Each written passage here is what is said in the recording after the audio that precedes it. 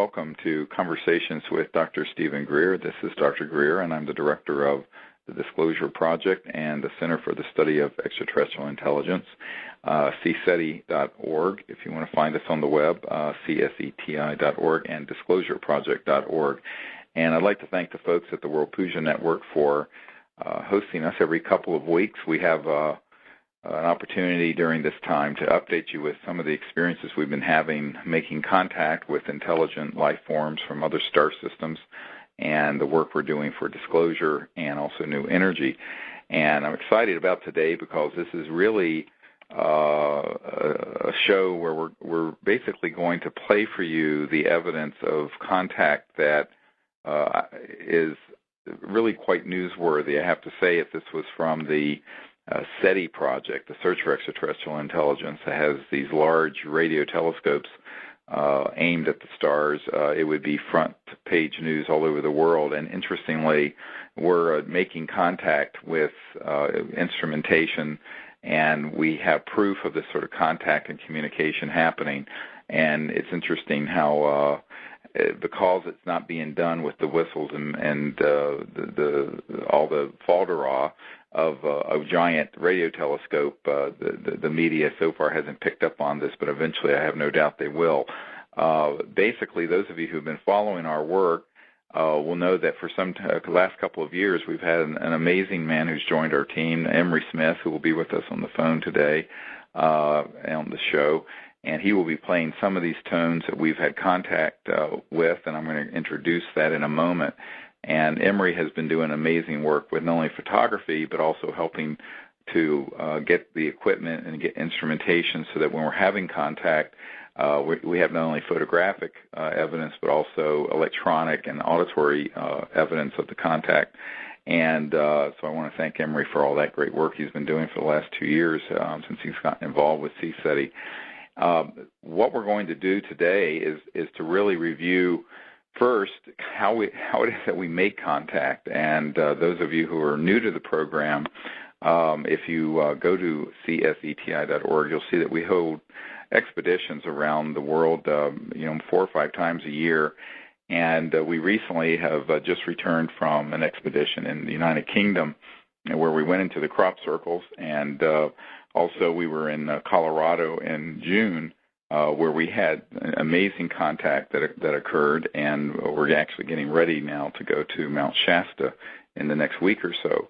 And I think that one of the things that people first ask is, how is this contact happening? And I just want to review briefly how it is that we do this. And there are really 3 main ways that we do it. And since we're on the World Puja Network, I'm going to emphasize first the trans-dimensional conscious manner. And in the science of consciousness, those of you who've studied awareness and the science of consciousness know that the mind is actually an omnipresent field of pure consciousness that enables each living person who's sentient to be awake and aware. And what we have discovered is that intelligent civilizations have technologies, and I have called it consciousness-assisted technologies, and also technologies that assist consciousness, where their communication systems are going at multiples of the speed of light and interface with a coherent thought and consciousness when it's established in an expanded state. Some would call it the samadhi state. But even in the relaxed state of mind, where the mind is more open and where you can begin to remote view, as they say, distant places in space, what we find is that these interstellar civilizations have the ability to pick up thought and to pick up consciousness when an individual or a group of individuals enter into that place of the placeless, the level of consciousness that's beyond the limits and the boundaries of linear space and time. And this makes sense because if you think about it, how are you going to travel at the speed of light or anything less than the speed of light between galaxies and star systems? If you take the Andromeda galaxy, it's 2.5 million light years from here, and our group has had contact with extraterrestrial beings from the Andromeda galaxy. As outrageous as that sounds to make that statement, but we have. And I think that when you think about the fact that even if you were traveling at the speed of light, which is 186,000 miles every second that you're traveling at that kind of speed, it would take you 2.5 million years to get from that galaxy to here. If you're talking about even a nearby star system that's maybe 1% of the way through the Milky Way galaxy, the Milky Way galaxy, our home galaxy, is 100,000 light years across. Well, 1% of that distance is 1,000 light years. So at the speed of light, it would take 1,000 years to get from that star system to Earth, and another 1,000 years to get back. And the same thing with radio signals. If you look at microwave, cell phone, television, radio, those are all traveling at the speed of light.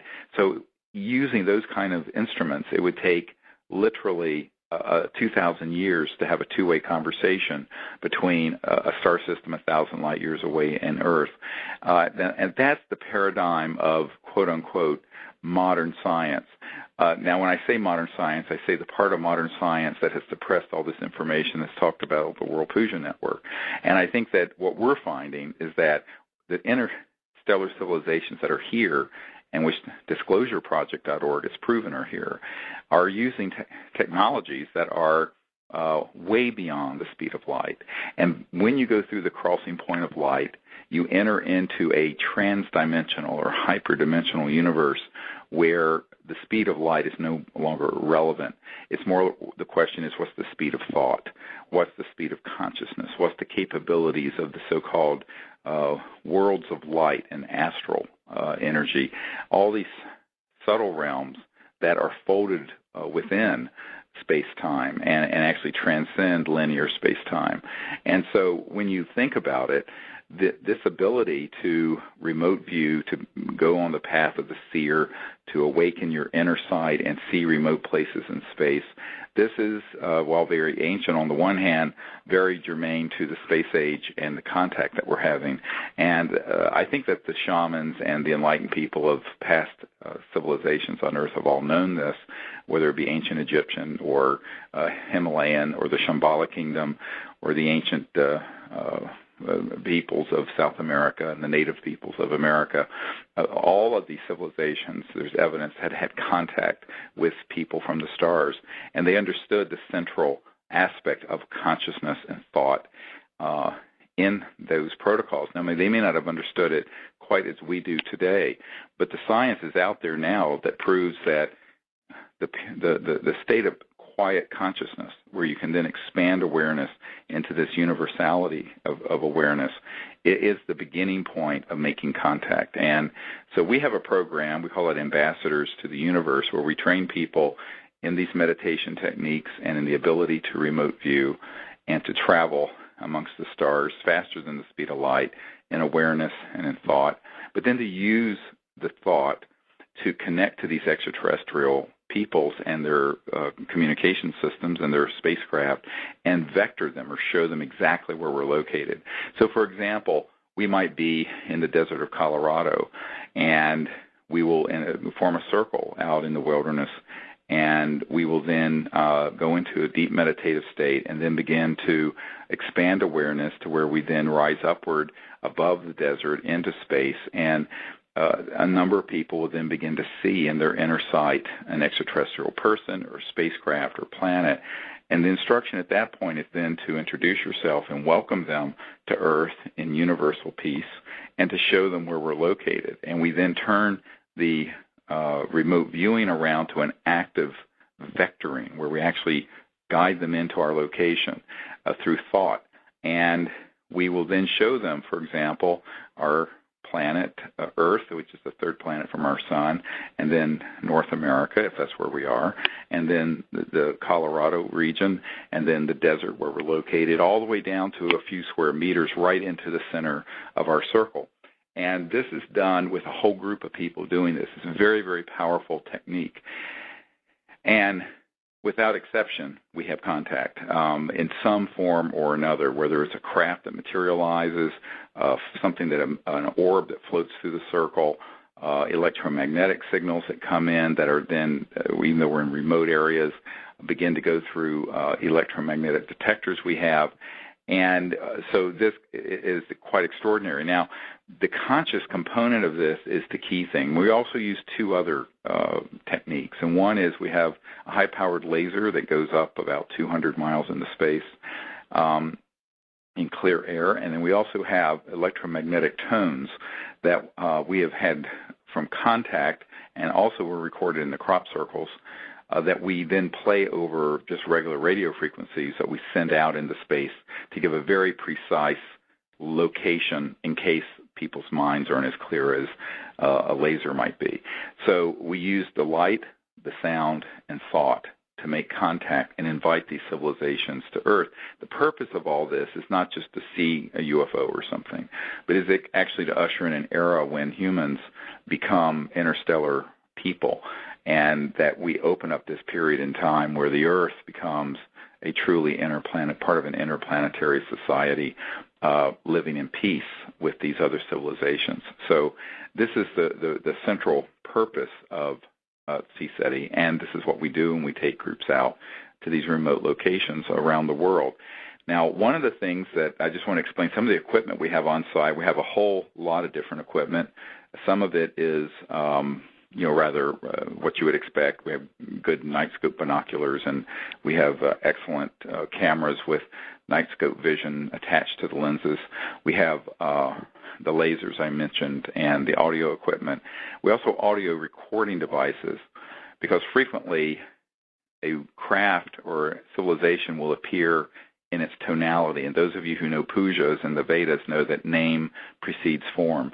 Frequently there'll be a signal that'll come out of space to the group, and we will record that. And we have on a number of occasions. Now, we also have electromagnetic devices. These are things like radar detectors, like you'd have in your car to pick up a police car signal when they're trying to catch you speeding.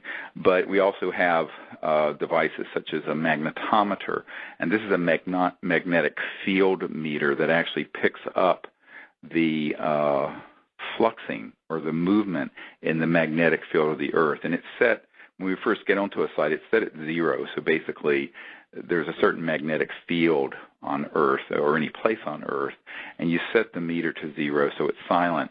When an extraterrestrial vehicle or communication begins to happen, and it's happening from within space-time, it's not happening in a linear way. We'll get into this in a moment. Those detectors will begin to go off and actually begin to communicate in ways that they are not built to do. It's really an amazing thing to witness. And this has been happening in an increasing fashion since 2007 and 2008, the last 3 or 4 years. And what we're finding is that the extraterrestrial civilizations doing this will be doing the communication through these electronics, while at the same time they're appearing as ships of light or as craft that fully materialize around us. And this goes on throughout the evening. So we have begun to record these detection systems. And you have to remember, we're out in very remote areas. These are not being set off by a police car or by any man-made items, because we're in very remote areas. And it's amazing to see, because it's become not just an indication where they're saying we're here, but they're also communicating specific energy as a contact that you can actually feel. It's almost like, from a energetic point of view, a transcendental level of communication that's deep within consciousness, even has an emotional and spiritual quality to it, even though it may be the sound of it's coming through a rather ordinary piece of man-made equipment like a magnetic field meter. Another piece of equipment we have is something that's called a storm tracker, and this is something that Emery acquired last year, I believe it was, and it picks up the electrostatic discharge of a lightning strike. Is what it's built for. It's for campers and outdoors people to warn them of the approach of an electrical storm. What we found, however, is that the extraterrestrial civilizations that are involved with our group have chosen to use that in a very specific way, which we'll get into in a moment, where it will go off in a sequence and in ways that are very anomalous, even though there are absolutely no electrical storms within hundreds of miles of us. And what we're finding is that they are going within the circuitry, within, I call it infraspace, but within space-time, to communicate through these devices. In other words, if a police radar gun hits one of these radar detectors, they just make a very loud burst of noise until you get past the policeman. Those of you who've ever used this is not what's happening. These are actually coming within the circuitry, and we will have an identical, say 3 or 4 identical laser and radar detectors, and they will only select one, for example, that might be beside me or beside Emery, and they'll begin to communicate in a very anomalous way. The others will not go off at all, even though if it was something man-made that was a linear beam of electromagnetic energy, it would go off. They should all go off on the same frequency at the same time. This isn't happening. They're selectively communicating, and it's sort of what I'm calling this is transdimensional electronic communication, where it's coming through multiple dimensions beyond the speed of light, and then stepping down into linear space-time and communicating within these particular devices. And this is often happening while at the same time we're having extraordinary things that we're seeing or hearing with our ears around us, or even beings that appear in the field near us.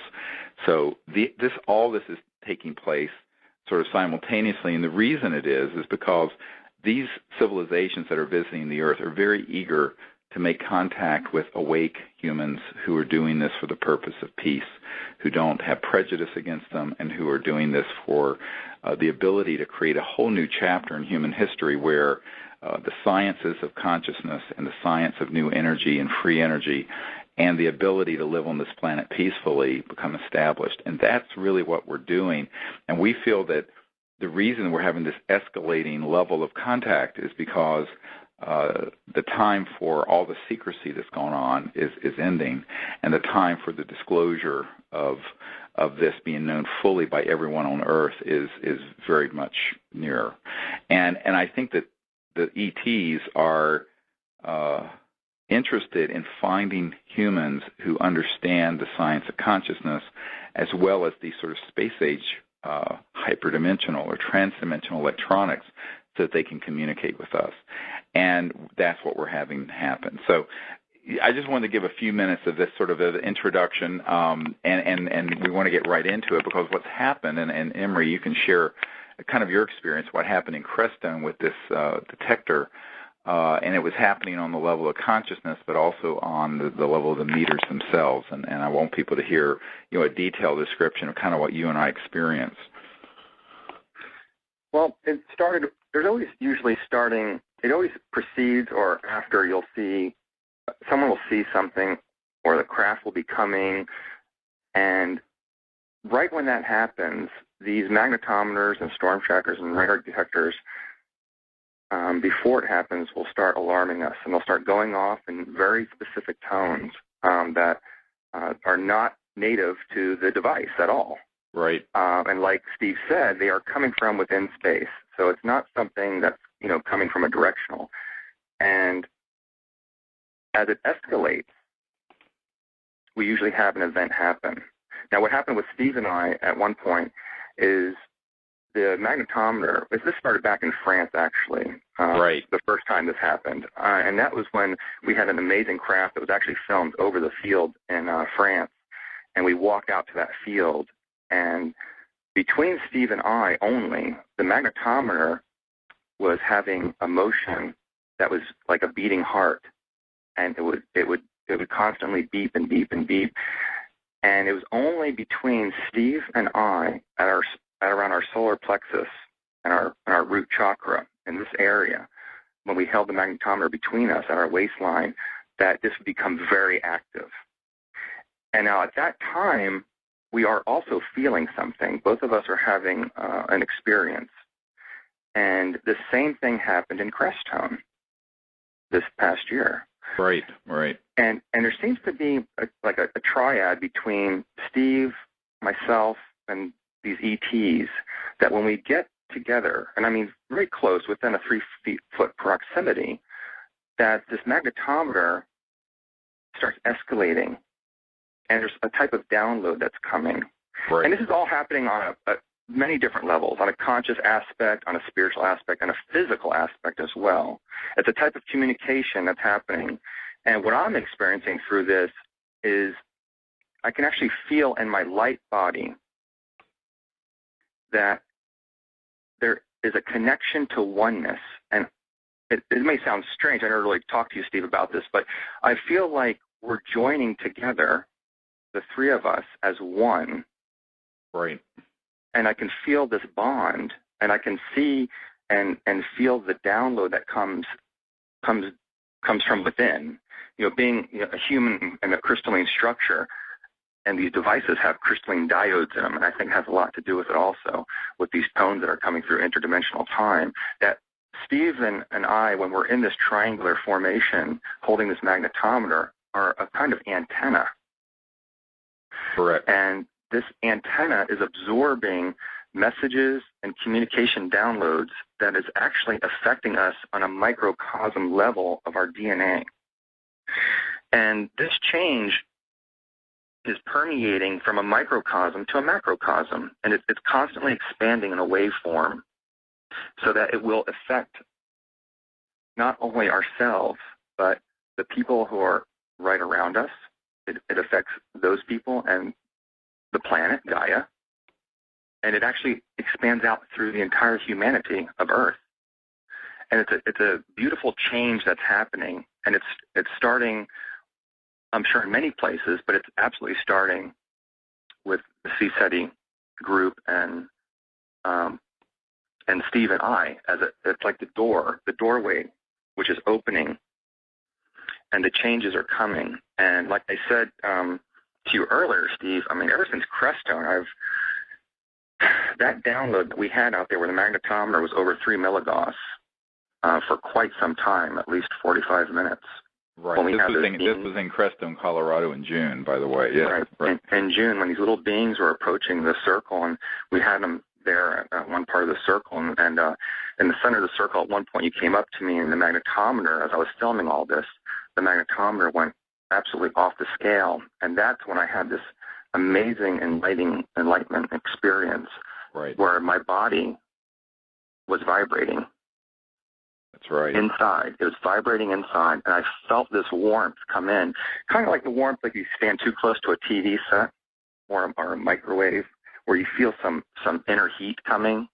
But it wasn't like the microwave or TV where it felt like it was negative at all. It was a very positive experience. But it was a download. It was absolutely energy coming into our bodies, the both of us, and changing us inside. And ever since Crestone, specifically Crestone, my dreams have been so pure and high def and lucid. I say high def because it's so specifically clear that, I have dreams all the time, but when I was much younger, around the age of 10, I used to be able to control my dreams and do whatever I want in my dreams. So I lost that ability as I got older and into high school. And then recently I regained that ability. Right. So right. Any intention before I lay down to go to sleep, I can dream about that, whatever that intention is. Right. And I will wake up. Yeah, lucid dreaming, yeah. And it's amazing how that opens with this sort of contact. Mm-hmm. So you can, have this dream, and you can control what's going on in the dream and find out many different things. And you're aware that you're dreaming. Right. And I'm just going to say that the access that you have in that state of consciousness is unlimited. That's right. I will leave it at that. It's unlimited. And it's, you can call it the morphogenic field. You can call it whatever you like. It's unlimited access to beyond the universe and all the dimensions that there is, if you choose to use that. Correct, because that's the nature of the mind within. There's a wonderful saying from the Sufi tradition that says, thinkest thyself a puny form when within thee the universe is folded. And that literally within each individual, by virtue of the nature of consciousness, the entirety of the universe, all the dimensions, all the worlds of light, the vastness of space-time, and the infinity of pure mind is folded within each person. So we're each individual a quantum hologram, and this is one of the things that we found is that what we're doing, since we're on the World Puja Network, I'll talk about this in the many interviews I won't, but we're doing pujas. We're doing ancient Sanskrit Vedic pujas in the circle and with the entire group. And this is increasing the level of resonant contact. When Emery just mentioned in France, I just wanted to make a comment. This ship that was hovering over the field that he photographed, and many of us saw it blip in very quickly, just like at the speed of light.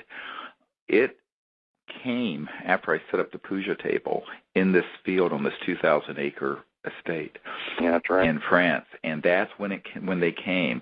And I turned to everyone. I said, "Well, they're coming for the puja," because what people don't realize is that the ancient knowledge of the science of consciousness, the Vedas, the Sanskrit, the ancient knowledge of spirit, and the different cities, SIDDHIS abilities. These are all things that have been taught and been kept alive by an unbroken lineage of teachers and enlightened beings that have been involved with the earth. But those beings are also very involved with these extraterrestrial civilizations, some of which are literally the guardians physically of this planet and of the earth and the nurturing of humanity. And those are the ones we're having this contact with on an increasing level. And over the last 2 or 3 years, it's been an exponential increase, and it's not just a bunch of noise from an electromagnetic device. It is actually, as Emery said, you can actually, while it's happening, I can see in my mind's eye the actual beings, and I can receive the information. It's sort of the meaning of what they're saying, although it's very abstract. To move it from that abstract level of trans-dimensional consciousness and very, in a sense, space-age communication into English language is something that you have to really get out of your own way and become sort of a really clear channel for it. But in this book that came out about 1.5 years ago, Contact, Countdown to Transformation, there's the last chapter is called the Orion Transmissions. And in 2007 and 2008, we had at Joshua Tree National Park, where I actually became this antenna, like Emery's talking about, and this burst of energy came through for 23 minutes, and then the next year for over an hour or two. Now it's happening, in increasing frequency, and it has to do with almost a triangular energy field between me and Emery and these ETs, and I hate to say this, but it's almost as if they're using our bioelectric field and consciousness and the integration of our bioelectromagnetic field and consciousness through the chakra system to facilitate this sort of contact that then is causing these electromagnetic detectors to be very specifically kind of in resonant tuning with that during this communication. It's an extraordinary experience. And it's really becoming more and more intense with each expedition that we go on. Yeah, and like you said, I do agree with the part that it may not actually be coming through the detector, but actually through us to the detector to decipher. Right, absolutely. And that's what I feel, because as you notice, when we move the detector away from us, Steve, it's not that active. But when someone brings the detector to us, then the information is exchanged, and the recorder or whatever it is starts, the magnetometer will start going berserk.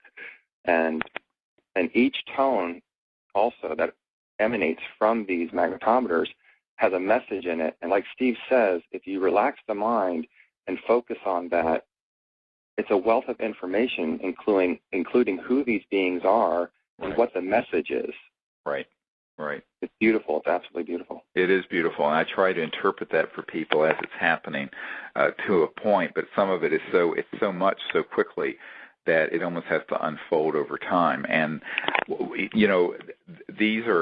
this is really an extraordinary level of contact that's happening, and it is transdimensional, and yet there sort of has to be a portal into linear space-time and Earth and humanity for it to happen. And since this first began to happen 3 or 4 years ago, I've said to everyone that what they're really doing is they're using our willingness to go into this state of samadhi and pure contact to then enter into linear space-time and through the morphogenic field of our own bioelectric field, genetic field, it's then going into the hearts and minds of everyone on the planet. It literally is affecting the whole planet, and you can feel it. It's really an extraordinary and profound experience that is about it coming through us rather than us making it happen, as it were. It's something that we have to, I guess, be a clear enough vehicle for this to come through, and that's the art of this. The art of it is being able to get out of your own way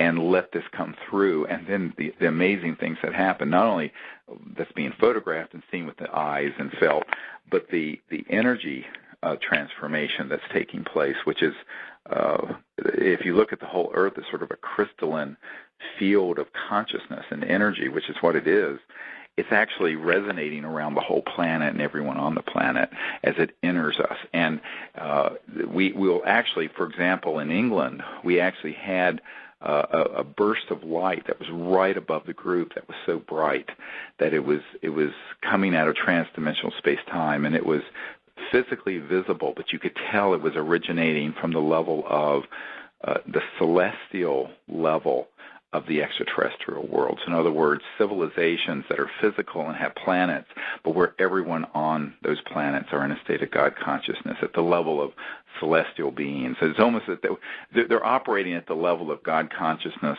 where it would be as if they were angels, except they're not angels. They're physical beings from other star systems, but their whole civilization is evolved to that level. And that's what's beautiful, is that humanity is headed to that.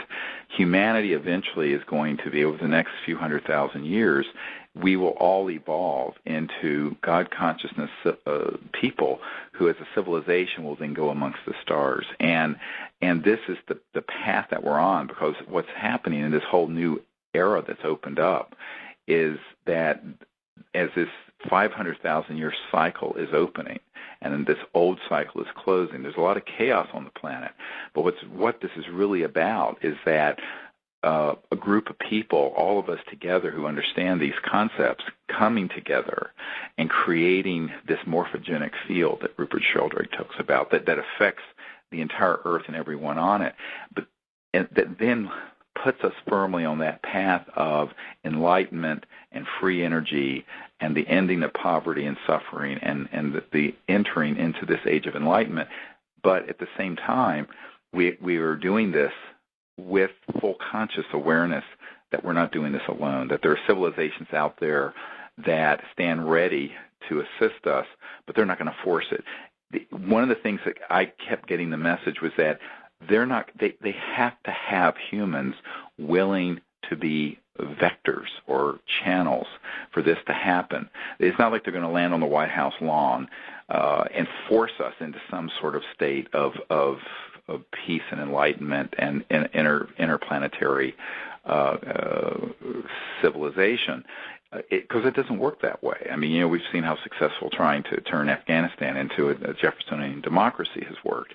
It works in this other way, where people have to awaken to this, put themselves at service to universal peace, and in higher states of consciousness, make this change happen. And that's what we're literally experiencing. So a lot of people who think that when they come on these expeditions, they're coming to sort of a seminar, they find out within about 12 hours that they're actually part of history in the making, and they're observing and being then part of. And what's wonderful is that these groups have become more and more resonant and coherent over the last year or two. And what we're finding is that the people who are being guided to come are the people who need to be there. And it's just, the whole group becomes sort of a morphogenic field, opening this portal to these other civilizations and to these other dimensions. Absolutely. Do you want to play one of those tones? Yeah, let's do. I mean, for folks who want to hear this, I want to play, just give you an example on what you're going to hear. Now, this is the magnetometer you're going to play now, right? Yes. So let me just explain again. This is a device. You can get a tri-field meter, and it has a magnetic field detector that, as I mentioned before, will pick up the changing of the magnetic field around you. You can set it at 0. And those of you who are interested, I mean, there's a CSETI app if you have an iPhone or an iPad, where you can also download the protocols for contact from the App Store, and it's called the CSETI Contact app. And that app actually does turn your iPhone into a magnetometer. And but the magnetometer you're going to hear is sort of a professional grade one that's designed to pick up the magnetic field changes. And if you were to walk over to, say, a car engine or a motor, it would go really crazy because of it would just go and make a bunch of noise. Here you're going to hear this sort of nuance. In fact, sitting there out in the desert, we're around the middle of nowhere and there's no motors or nothing. When this begins to happen and this sort of connection occurs, it is so profound because you can see in your mind's eye the ETs there. There are actually physically things that you're seeing and experiencing. But then at the same time, there is this message coming through, and there's a nuance. It was almost, in Crestone, it was almost like a symphony of subtle sounds that came through. I don't know how much it came through on the recording, but we're just going to play a little bit of it right now for you.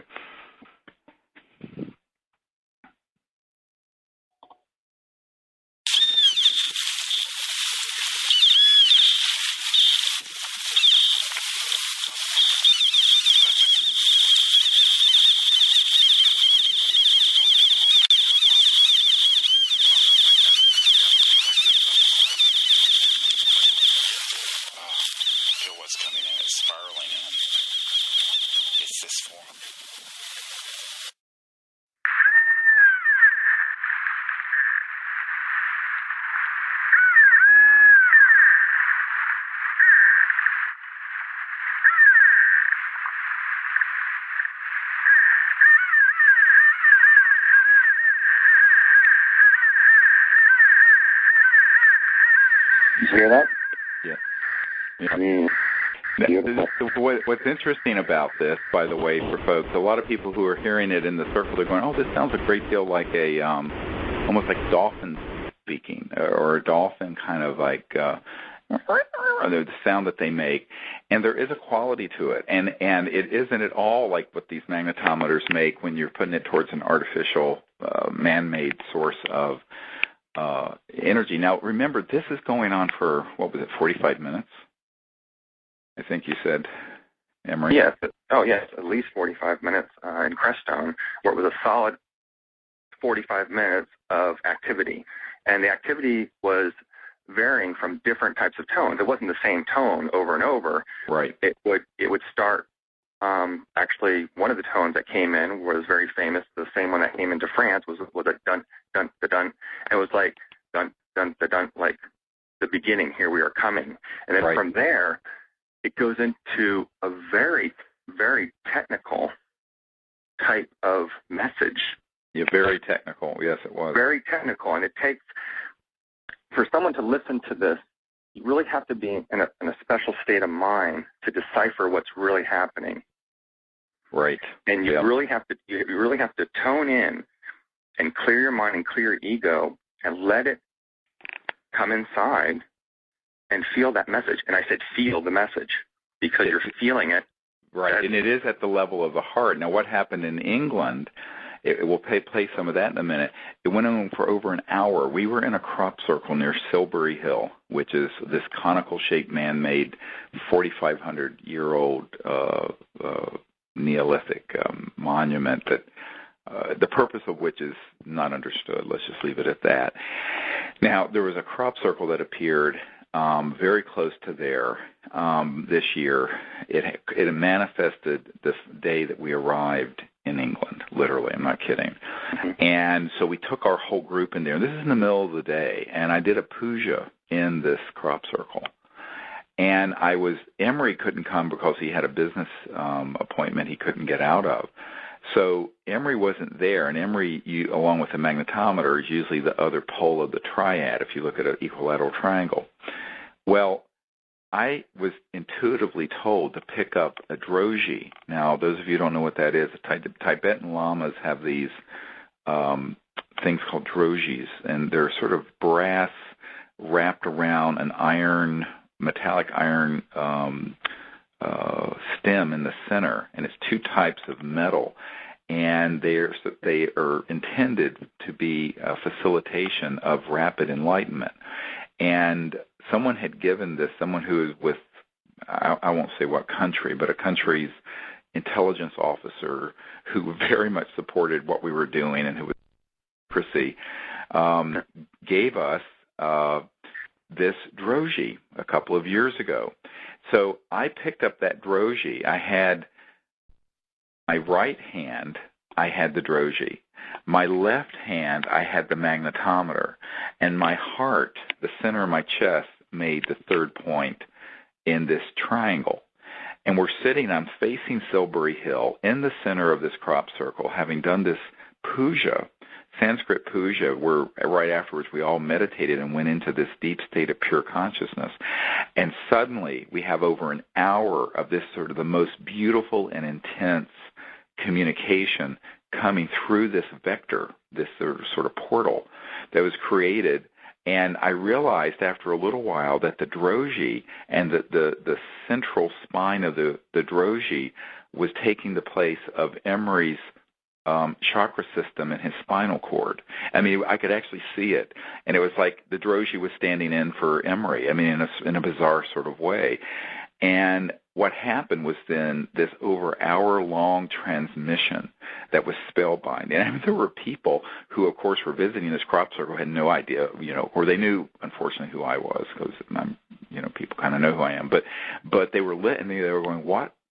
WTF?" I don't want to say it on the air, but is going on. I'm standing there. I'm standing there, or sitting there, in this crop circle, and the crop circle had a Sanskrit theme to it. Actually, it was almost like a mandala, and part of this crop circle had a central part of it looked almost like a head with a third eye, and that's where we made our circle and where we did the puja. And this went on, and I could actually see the interstellar civilizations and the crop circle makers that made the crop circle, and the ones that had ancient connection to the earth that were very tall, luminous, kind of white beings that many of you may have heard about this last summer. Within a few yards of where this crop circle appeared, there was another one that had appeared near Silbury Hill. And the police had been called out because apparently some farmer had seen people in the field at night, and there were reports he might have shot at them. So the police were out investigating this, and suddenly this police officer for the Wiltshire County Police saw this tall, luminous white being, fully materialized, running through the crop circle and in the field. And so he chased it. He chased this being. Now, this is an amazing account, and a lot of this is reported on Colin Andrews' side, who's worked with me for many, many years, and who invented the term crop circle. And so here we are within this short distance. And by the way, when the policeman was chasing this ET, he chased it and got close enough that when he got too close to him, the extraterrestrial being dematerialized, and there were footprints where this ET had moved, and then they vanished into the wheat and just into clear space, and they actually documented this. Now, of course, this police officer was really freaked out because he thought all this stuff was bunk, and he knows better now. But we're in this same area a year later, having this contact. We see, actually, in fact, a member of our team actually photographs a disc right over the field where we are. And we're doing this puja, and suddenly we have this long transmission, and it's from this ancient civilization that's been involved with Earth since before Neolithic times, and that was chased. The member of this ET civilization was chased by the police that particular night. And we're there, and this contact is going on, and the communication is this really profound message about the Earth. The time of its transformation is at hand, that we have got to create a world of peace, that it goes into space peacefully. There are all these sort of aspects to the message, but it all started after the puja, and when I was holding this droji and the magnetometer in an equilateral triangle with my heart, just like usually there's Emery, and me and the magnetometer making a triangle. And again, this portal opened and out came all this communication. We're out in the middle of this, thousands of acres of wheat fields, by the way, when this is happening. So I don't know if you want to play some of that for Sure. folks. The communication from the makers.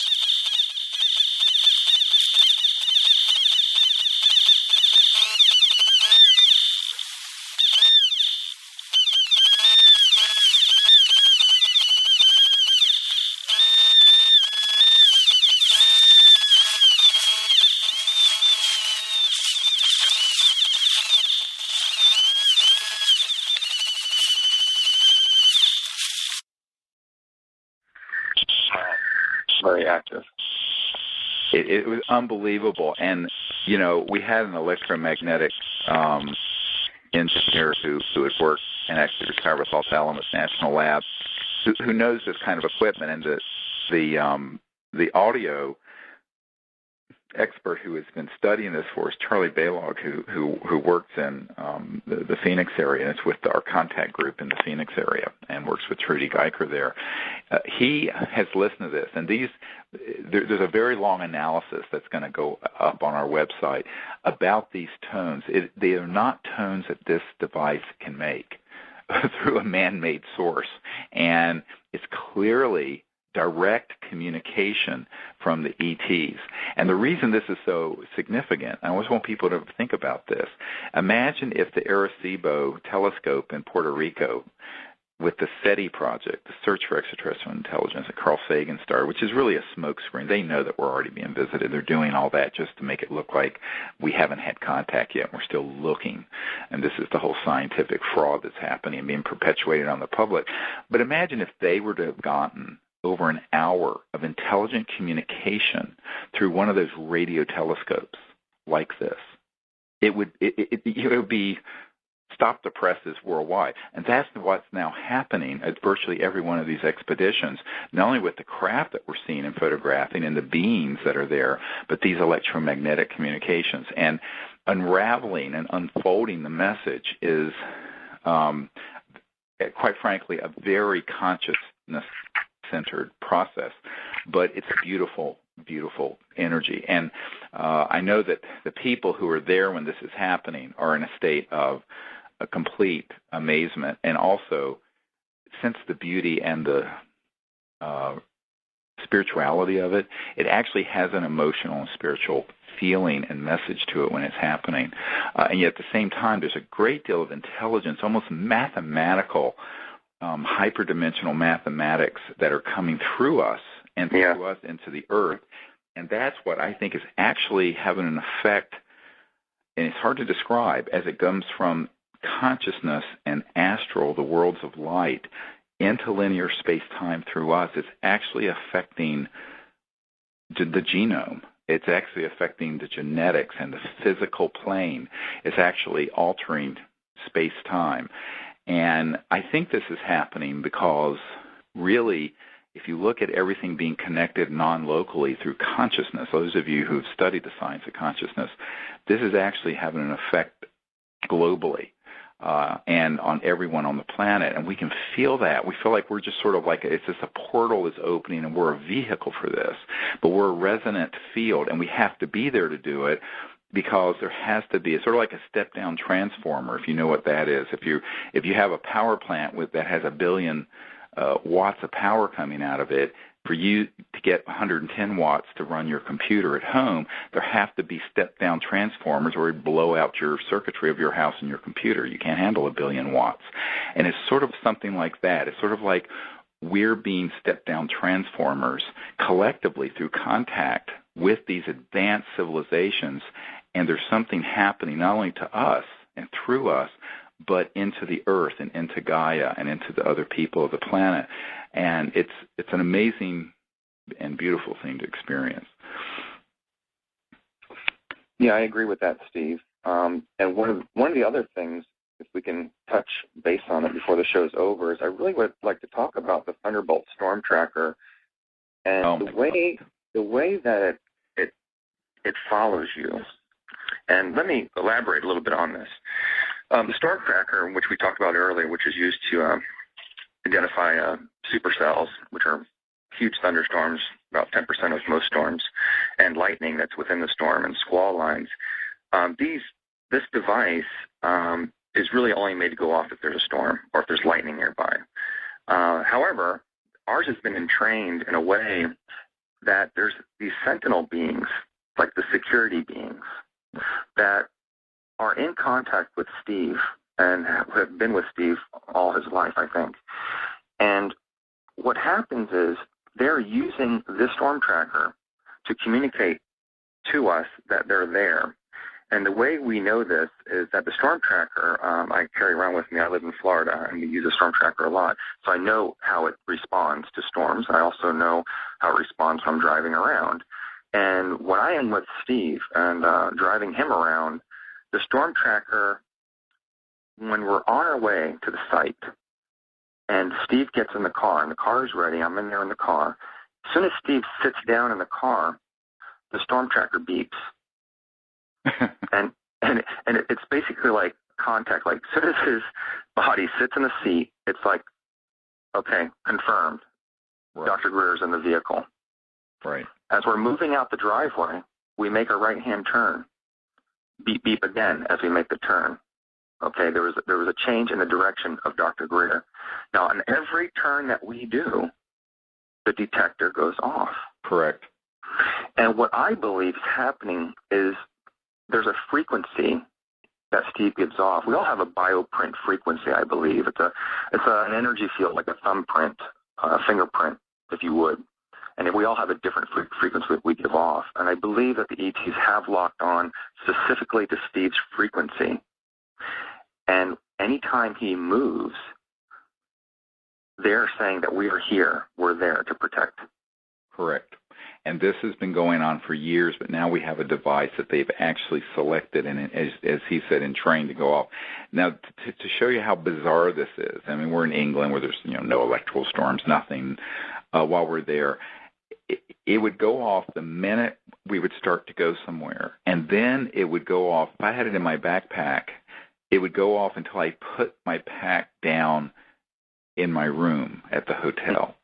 When I'm stationary, it tends to just be quiet. Like once we're set up in the field, we were in this 2,000 or 1,800 acre estate in England, but it would go off while I was moving. But as soon as they got a fix on me, it was quiet. What's interesting is that one time I was in the hotel, and we come in at like 2 or 3 in the morning, and I'm thinking, oh gosh, this has got to get quiet because, it's, people are sleeping. And one day I had that thought, and I opened the bag, and it had turned itself off. Now, the batteries hadn't died, and it has a recessed button that you have to physically push and hold down to turn it off. It was absolutely consciousness interfacing technology. The ETs picked up on that thought and switched it off. There are so many bizarre things with these electronics that you have to really kind of be there to believe it. But please believe me, this is what's happened. We have many, many witnesses to this, and it was so beautiful because what I feel from this is that there's for lack of a better word, a guardianship or group of beings that are sentinels and guardians that are very aware of what we're doing, and in some respects, some of the dangers involved, because we're taking on, a multi-trillion-dollar secret program that does not want the public to know what you're hearing today. And they are there to be sure that we're okay.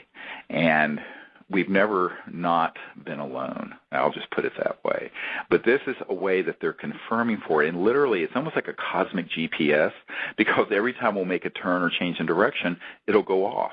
Now, in England, every time there would be something like a danger in the road or something, I would think, oh, there's a dangerous situation. It would go off as if to say, we have your back. It's really very, very strange. And this is not something this is not a cheap piece of equipment. It's not malfunctioning. And it's doing it very specifically under specific conditions as a way of letting all of us know that we're protected. But yeah, somehow they're because I'm the director of the project, I guess, kind of locked on to my frequency. And I think there is there's a field of energy where consciousness and the bioelectric and the chakra fields all come together, and everyone who knows meditation knows that.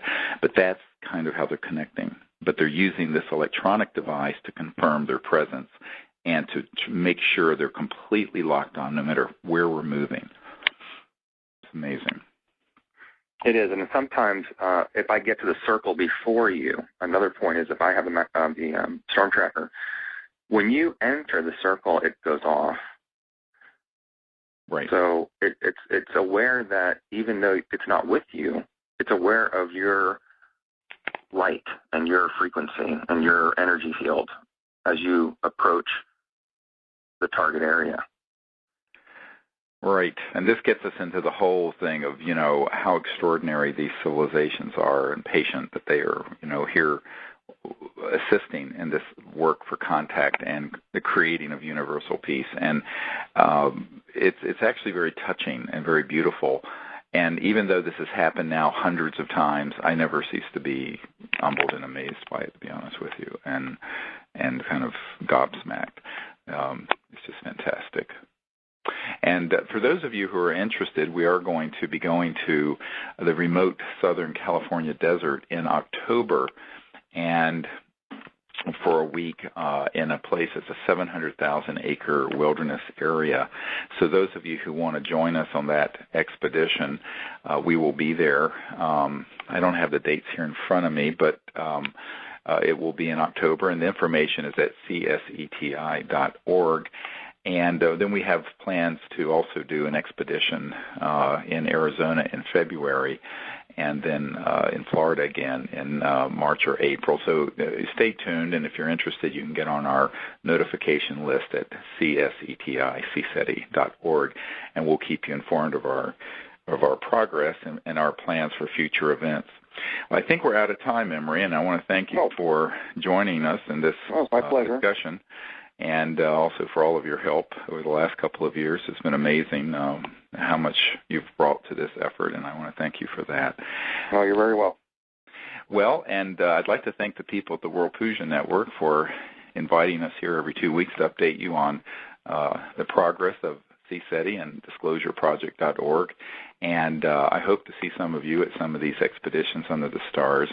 And if you're interested, you can go to disclosureproject.org to get the training kit to make contact as well, and also find out about the CSETI app, as I mentioned, if you have an iPhone or an iPad. So until next time, God bless you all, and keep looking up. Bye-bye.